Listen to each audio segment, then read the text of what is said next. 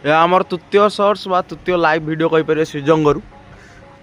ଆମେ ଯେଉଁଠି ଲାଇଭ୍ କରୁଛୁ ଦେଖନ୍ତୁ ଆପଣଙ୍କୁ, ଏହା ବି ସେଇ ପାଖ ଆଖରେ ଗୋଟେ ଜାଗା ଯେଉଁଠି କୃଷ୍ଣଙ୍କର ମୂର୍ତ୍ତି ଅଛି ଆଉ ତଳେ ମେସିନାରୀ ସିଷ୍ଟମ୍ ଅନୁସାରେ ତାଙ୍କର ଲୀଳା ଚାଲିଛି ଗୋପୀମାନଙ୍କ ସହିତ, ମା ରାଧା ତାଙ୍କ ସହିତ ଅଛନ୍ତି। ବହୁତ ସୁନ୍ଦର ଦୃଶ୍ୟ। ଯଦି ରାତିରେ ଆଉ ଟିକେ ଲାଇଟିଂ ଫାଇଟିଂ ଲାଗନ୍ତା ହି ବହୁତ ସୁନ୍ଦର ଲାଗନ୍ତା। ଏଠି ଶିବଲିଙ୍ଗ ମାନଙ୍କର ବହୁତ ହି ବଡ଼ ଷ୍ଟକ୍ ରଖାହେଇଛି। ଆଉ ମାନିବାକୁ ପଡ଼ିବ ଗୋଟେ ବହୁତ ଛୋଟ ଗାଁ ଏଟା, ବହୁତ ଛୋଟ ଛୋଟ ପରିବାର ଏଠି ରହୁଛନ୍ତି। ମୋତେ ଲାଗୁଛି ସେମାନଙ୍କର ଯେଉଁ ଏଫର୍ଟସ୍ ଅଛି ତାକୁ ଆମେ ବଞ୍ଚେଇ ରଖିବା ଉଚିତ।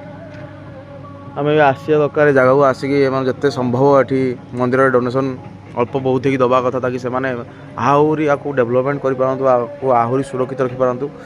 ଏମିତି ରହିବା ବି ଉଚିତ। ଆକ୍ଚୁଆଲି ଲୋକମାନେ ଆସିକି ମନ୍ଦିର ପ୍ରତି ଲୋକଙ୍କର ପ୍ରେମ ଆଉ ଭକ୍ତି ବହୁତ କମିଲାଣି। ଲୋକମାନେ ଏବେ ତ କ୍ରିସମାସ୍ ଚାଲିଥିଲା, ଚର୍ଚ୍ଚ ଫର୍ଚ୍ଚ ପଳେଇଥିଲେ ବୁଲିବାକୁ, ଯଦି ତାଙ୍କୁ ତ ପଇସା ପଠାଇବା ପାଇଁ ଜର୍ମାନ ଫର୍ମାନ ଆସୁଛି। ଆମର ଏମିତି ଗୋଟେ ଛୋଟ ମନ୍ଦିର ବନାଇବା ପାଇଁ ପୁରା ଗାଁକୁ କେତେ କଷ୍ଟ କରିବାକୁ ପଡ଼େ, ଗୋଟେ ଗାଁର ଲୋକମାନେ ହିଁ କହିପାରିବେ। ଆପଣ ଦେଖନ୍ତୁ ଏଇଟା କେତେ ବଡ଼ ମୂର୍ତ୍ତି ବନେଇଛନ୍ତି ସେମାନେ, ୟାକୁ ବନିବାକୁ ଯେତିକି ତାଙ୍କର ଲାଗତ ଲାଗିଥିବ ତାହାର ତ ହିସାବ ନାହିଁ। ତା ସହିତ ୟାକୁ ସେମିତି ରଖିବା ସୁରକ୍ଷିତ ଆଉ ଏତିକି ପରିଷ୍କାର ପରିଚ୍ଛନ୍ନ କରି ରଖିବା, ଲୋକମାନେ ଆସି ଯେମିତି ବୁଲି ପାରିବେ। ହଁ, ଏଠି ଆହୁରି କିଛି ଡେଭଲପ୍ ହେଇପାରିବ, ଯେମିତି ବହୁତ ଗଛ ଫଛ ଲାଗି ବହୁତ ହି ସୁନ୍ଦର ଡେକୋରେଟ୍ କରିହେବ।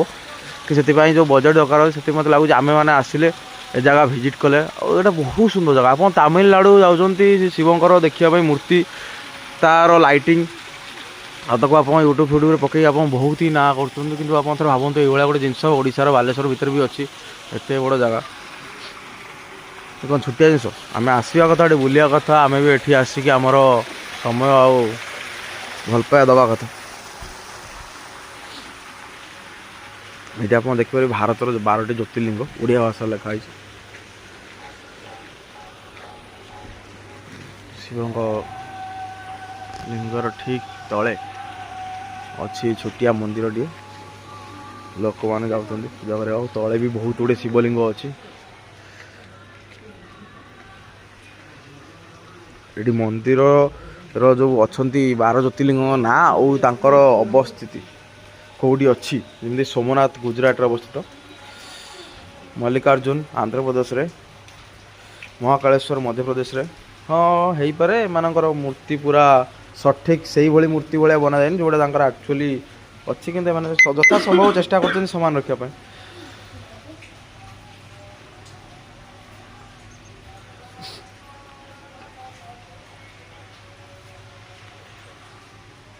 କାଶୀ ବିଶ୍ୱନାଥ